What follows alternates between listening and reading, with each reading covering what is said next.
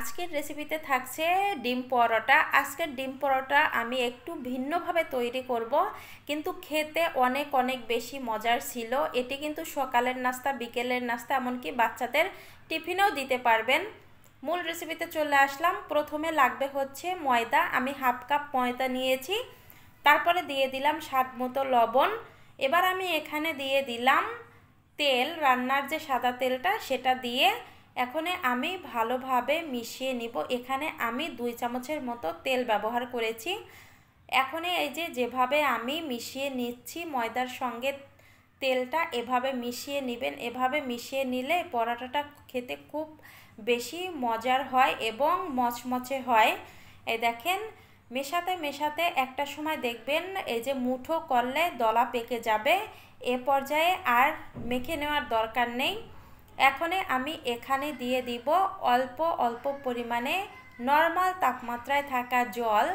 এই জল দিয়ে আমি একটা ডো তৈরি করে নিব ভালোভাবে, আর ভালোভাবে মথে নিতে হবে যাতে মসৃণ একটা ডো তৈরি হয়ে যায়। এই তো মথে নেওয়া হয়ে গেছে। এটা আমি রেস্টে রেখে দিব এখনে 10 থেকে 15 মিনিটের জন্য। একটা ঢাকনা দিয়ে পাশে রেখে দিলাম। এখন আমি ডিমটা তৈরি করে নিব। এজন্য এখানে আমি 2টো ডিম নিয়েছি। আপনারা বাড়িয়ে বা কমিয়ে নিতে পারেন। স্বাদ মতো লবণ দিয়ে পেঁয়াজ কুচি, কাঁচামরিচ কুচি আর হচ্ছে ধনিয়া পাতা কুচি, এগুলো আমি ডিমের মধ্যে দিয়ে দিলাম। এখন আমি হাত দিয়েই ভালোভাবে মিশিয়ে নিব। আপনারা চাইলে হ্যান্ড উইচ দিয়েও মিশিয়ে নিতে পারেন কিংবা কাঁটা চামচ দিয়ে। এবার আমি চুলায় চলে যাব।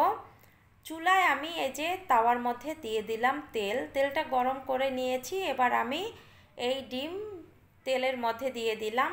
এখন আমি 1 মিনিটের মতো জাল করে নিব। 1 মিনিট হয়ে গেছে। এবার আমি ডিমগুলো এভাবে নেড়ে চেড়ে নিব যাতে এরকম ছোট ছোট টুকরো টুকরো হয়ে যায়। ডিমটা ভাজি হয়ে গেছে, আমি নামিয়ে নিব। এখন এই যে আমি ময়দাটা মেখে রেখেছিলাম সেটা একটা রুটি তৈরি করে নিব। আমি হাত দিয়ে একটু চ্যাপটা করে নিচ্ছি।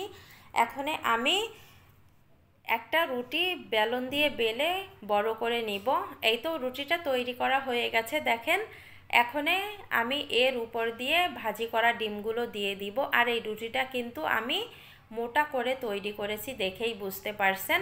এখন চারপাশটা আটকিয়ে দিতে হবে। এইভাবে আটকিয়ে দিয়ে তারপরে আমি ভালোভাবে সমান করে নিব। সমান করে নিয়েছি। এখন হাত দিয়ে একটু চেপে চেপে তারপরে আলতোভাবে আমি রুটিটা বেলে নিব। যদি জোরে দেন তাহলে কিন্তু রুটিটা ফেটে যাওয়ার সম্ভাবনা থাকবে। রুটি তৈরি হয়ে গেছে। চলে আসলাম চুলায়। চুলায় তাওয়াটা গরম করে নিয়েছি। এবার 1 মিনিট জাল করে নিয়েছি। এখন উল্টিয়ে দিলাম। এবার আমি এখানে দিয়ে দিব তেল। আগে শুকনো খোলায় মানে ছেঁকে নিতে হবে এই রুটিটা, পরে তেল দিতে হবে।